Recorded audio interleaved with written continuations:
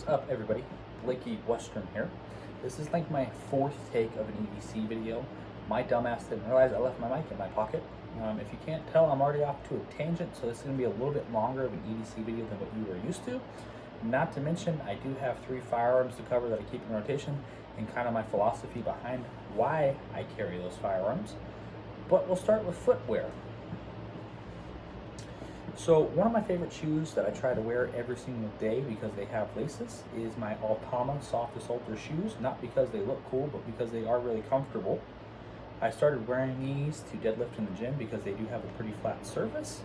Fell in love with them, utilized them ever since, from everyday city walking to out in the forest. Haven't failed me yet. Once these ones take a dump, I'll move on to the next shoe. Another shoe that I'm not too proud to say that I wear frequently, especially with it being summertime, is my Huck 2 shoe. My Croc. Not the most fashionable thing. And fun fact, Crocs and getting your dick sucked by the same gender have one thing in common, and that is it's not gay till you look down. Does say ortho, really super comfortable. Nothing really too much to go into other than I do wear these frequently, but I try to wear lace shoes all the time just in case you have a no shit moment, gotta push a car, you never know. From footwear, we'll cover a couple more of like the boring EDC items before we get to the fun stuff.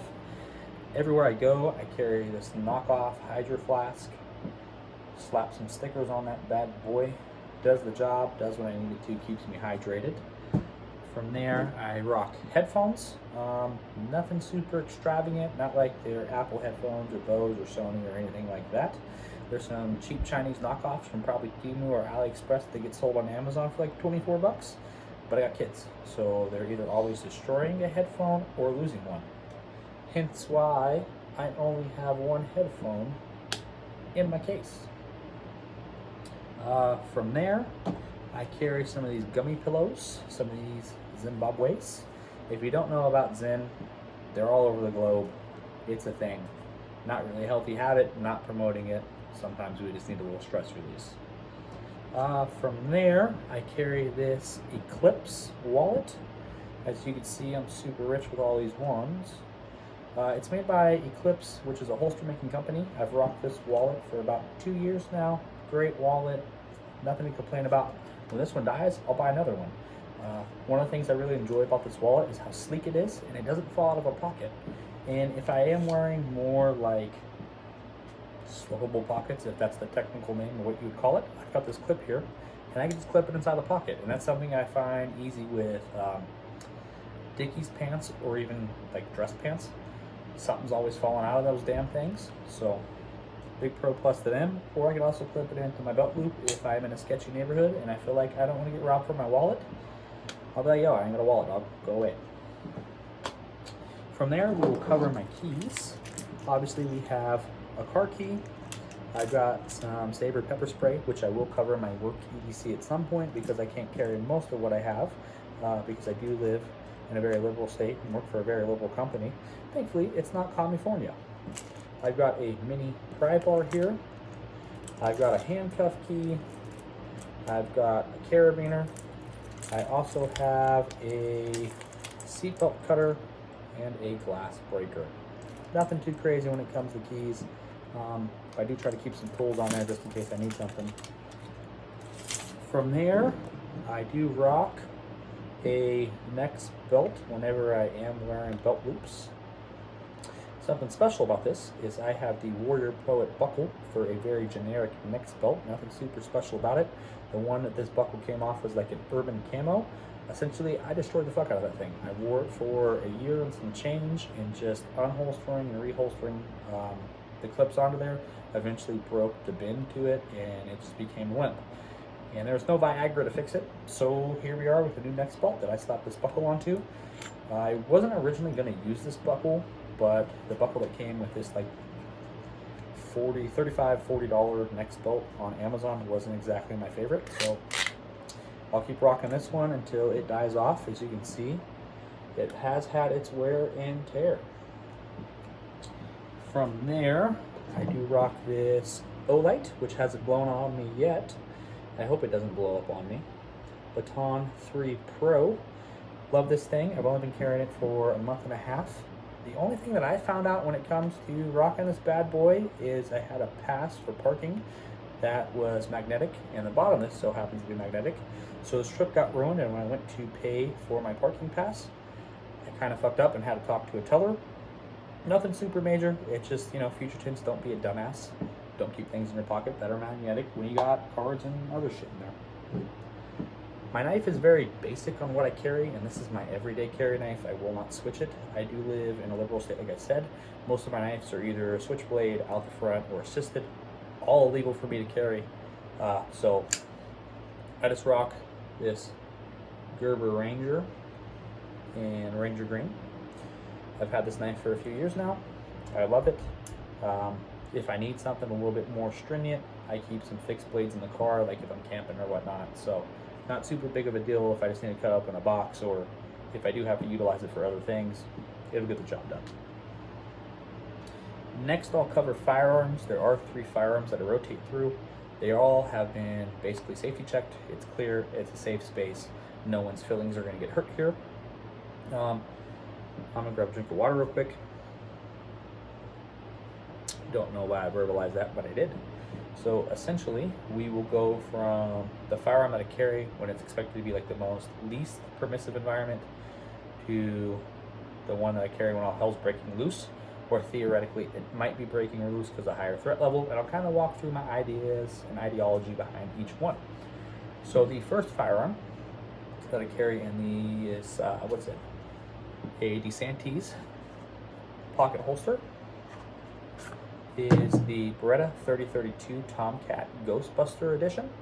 A lot of people don't like rocking these bad boys because it is 32 ACP. Well, this is my gun that I carry when I'm like 10-15 minutes from home.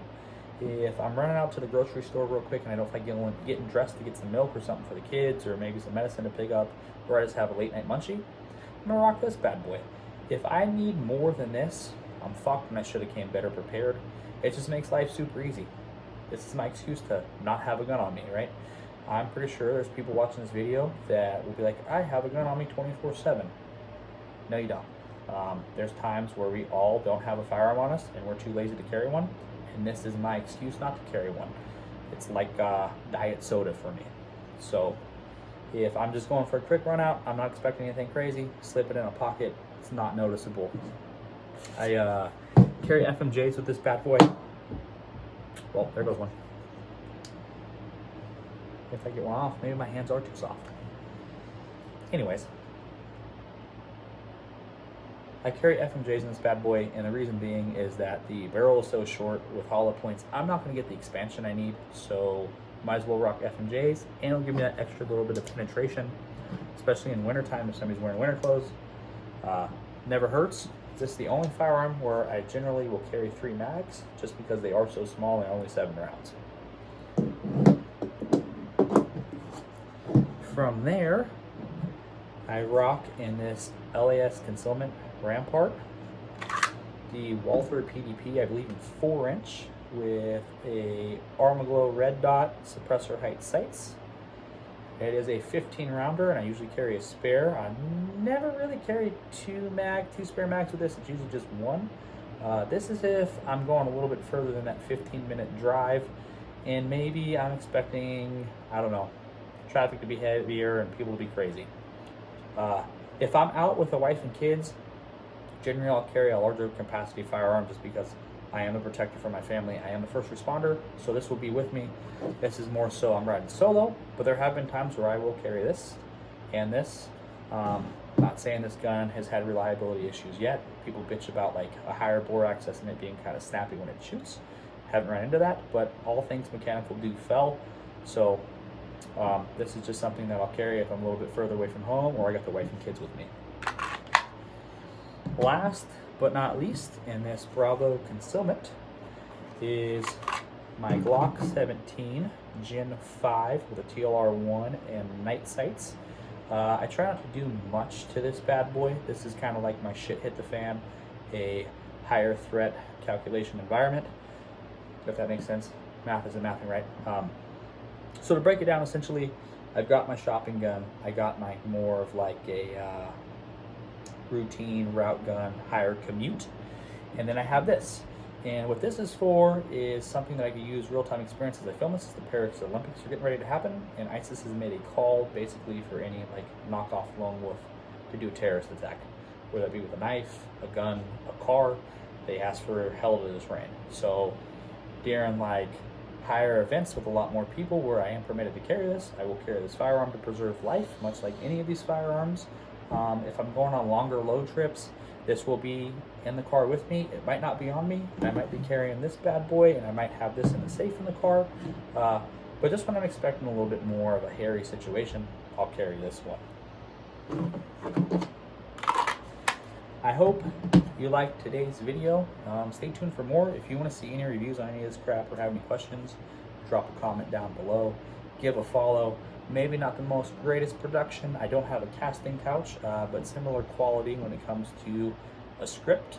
I keep it very real, and I try not to edit too much because I'm not into tech. I'm kind of caveman-ish. But yeah, like the video, subscribe, and let me know if you want more.